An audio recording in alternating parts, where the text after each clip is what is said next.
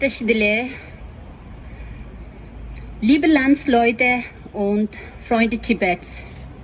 Es ist mir eine Freude und Ehre, heute im Namen von tibetischer Frauenorganisation in der Schweiz hier zu sein. Wir sind hier, um des Tages der Menschenrechte zu gedenken, der gleichzeitig der Jahrestag der Verleihung des Friedensnobelpreises an seine Heiligkeit, den 14. Dalai Lama ist. An diesem denkwürdigen Tag appellieren wir zusammen an den Bundesrat, unsere Volksvertreterinnen und Volksvertreter sowie die Vereinten Nationen, China für die grassierenden Menschenrechtsverletzungen nicht nur in Tibet, sondern auch in anderen Gebieten unter dem Regime der chinesischen Regierung, wie in Ostturkestan, die südliche Mongolei und Hongkong zur Rechenschaft zu ziehen. Wir treffen uns in der Schweiz, einem besonderen Land, das Geburtsort der Vereinten Nationen ist. Die UNO-Menschenrechtskommission trifft sich regelmäßig in der Schweiz, nämlich in Genf. Wir haben daher als Einwohner des Gastlandes eine besondere Verpflichtung, eine starke Botschaft. Die UNO und die UNHCR, aber auch zahlreiche Regierungen auf der ganzen Welt folgen seit Jahren des Irrglauben, dass Wirtschaftsbeziehungen, sogenannter Dialog oder die Gewährung von Olympischen Spielen endlich die katastrophale Menschenrechtsbilanz der Volksrepublik China verbessern oder sie auf dem Weg der Demokratie führen würden. Das Gegenteil ist der Fall. Wir haben eine starke Zunahme der Angriffe auf die unter Chinas Herrschaft lebende Gemeinschaften erlebt. Den Bau eines riesigen Überwachungssystems in besetztem Tibet und Ostturkestan, die Einkehrung von Millionen von Uiguren, die jüngste Zerstörung von Ein Land, zwei System in Hongkong, die Zerstörung der südlichen Mongolei, Kultur und Sprache, die anhaltende militärische Einschüchterung und geopolitische Schikanierung Taiwans und anderer Länder rund um das südchinesische Meer sowie die Inhaftierung, das Verschwinden und Tod unzähliger chinesischer Anwälte, Feministinnen, Demokratieaktivisten und alle anderen, die von der kommunistischen Partei als Bedrohung angesehen werden. Entschuldigung. Tibet wurde nach Syrien 5 Jahre in Folge als der zweitwenigste freie Ort der Welt für bürgerliche und politische Rechte aufgeführt. Wir haben Zwangsräumungen und Abrisse an buddhistischen Städten, darunter Harungar und Yachengar, erlebt. China hat die höchste Zahl von Journalisten weltweit inhaftiert. Freedom House hat China 2019 zum 4. Mal in Folge als Land mit dem schlimmsten Missbrauch der Internetfreiheit eingestuft. Seit 2016 hat die chinesische Regierung eine Reihe von Gesetzen verabschiedet, die die Menschenrechte und Grundfreiheiten der Tibeter weiter einschränken. Obwohl China Mitglied der UNO und seit mehreren Amtszeiten Mitglied des UNHCR ist, zeigt es keinerlei Zusammenarbeit mit der internationalen Gemeinschaft und missachtet alle Werte, die in der Charta der UNO verankert sind. China reagiert nicht auf Anfragen nach Berichten zu Menschenrechtsaspekten. Für zahlreiche Berichte, die China vorlegen müsste, sind die Antworten seit bis zu 17 Jahren ausstehend. Alle Ersuche, Tibet ungehindert Zugang für internationale Delegationen oder UNHCR-Kommissare zu gewähren, wurden in den letzten 22 Jahren abgelehnt. Drängen Sie China aufrichtig und ernsthafte Gespräche mit Vertretern seiner Heiligkeit des Dalai Lama zu führen eine friedliche Lösung der Tibet-Frage zu erreichen. Drängen Sie China, Zugang zu gewähren und den Aufenthaltsort von Tibets 11. Panchen Lama Gendinchögi Nyima, seiner gesamten Familie und alle anderen politischen Gefangene bekannt zu geben und sie freizulassen. Verhindern Sie, dass China weiter systematisch die Ziele und Werte der UNO untergräbt. Es in den Worten von Rabindranath Tagore zu sagen, "The false can never grow into truth by growing in power." Now with this, I'll like to speak in English.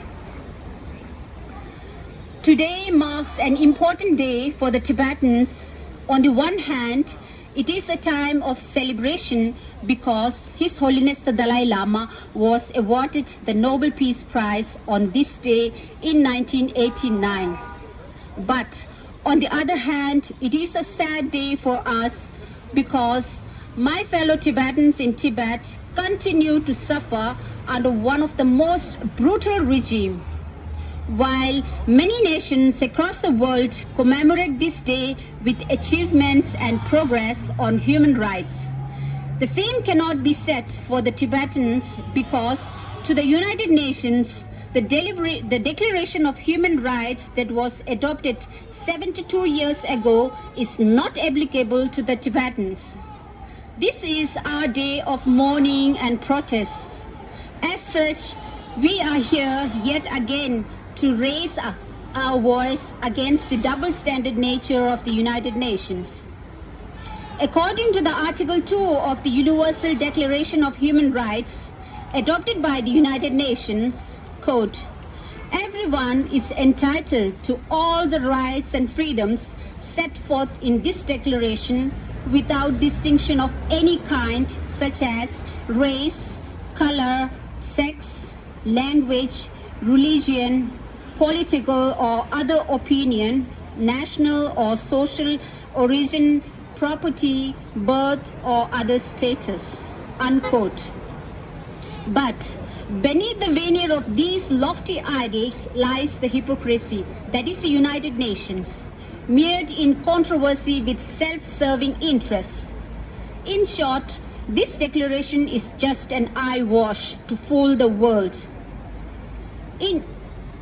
To the members of the United Nations, the Tibetans are non-existent and not a part of human race. The word Tibet does not exist in the vocabulary of many world leaders. In spite of knowing well that Tibet was an independent nation until China illegally occupied our country in 1959. For these leaders, it is a taboo to utter the word Tibet, simply to appease the China. In spite of our repeated appeals and countless representations to this body with the credible evidences of human rights abuses in Tibet, this world body has turned blind and deaf to the blatant atrocities perpetrated by China. It is a time for UN to pull up China for their continued disregard and abuse to this declaration to which China was a signatory. The United Nations has fallen short of the noble goals it enshrined in the declaration because it is not transparent and honest in its deliberations and dealings. The United Nations must ensure that China adhere to the contents of the declarations in spirit and in letter. The situation in Tibet is grim today. What is happening in Tibet is unthinkable. In recent weeks, a reign of terror similar to the Cultural Revolution of the 60s was unleashed in Tibet. Arbitrary arrest, forced sterilization, labor camps, ethnic cleansing, state censorship, widespread torture, curbing of religious freedoms are the norms in Tibet today. So is the possible relocation of the nomads that is continuing unabated. In short, discrimination against the Tibetans are on fronts, be it socio-economy, religion and politics. Over 150 people have burned themselves for freedom in Tibet. Yet, except for a few sympathies, nothing has changed. In Tibet, paradoxically, it took one Mohammad Bouazizi in Tunisia who set himself on fire to change the policies of many member countries of the United Nations on the Middle East and help remove dictators and free the Arab world. Sadly, Tibet continues to be a hell on earth, ruled by one of the most brutal regimes in the world. So I ask, why is this indifference to the Tibetans? And what has the United Nations done to alleviate the sufferings of the Tibetans inside Tibet? The international media is elusive when it comes to Tibet and has failed to expose these shocking sacrifices to the world. Silence is betrayal, silence is violence. The media needs to be more responsible to stand by the ethics to speak up for the injustices. The current situation in Tibet warrants for immediate UN intervention. As China's persecution of Tibetans continued unabated, we call on the United Nations to take cognizance of the current state of affairs and address these long-pending issues of Tibet. In addition, we ask that the United Nations send a fact-finding mission to investigate the current situation in Tibet. It is time for action and to stand on the principles it was founded upon. It is a critical juncture of Tibet with China bent on removing Tibet from the face of the earth.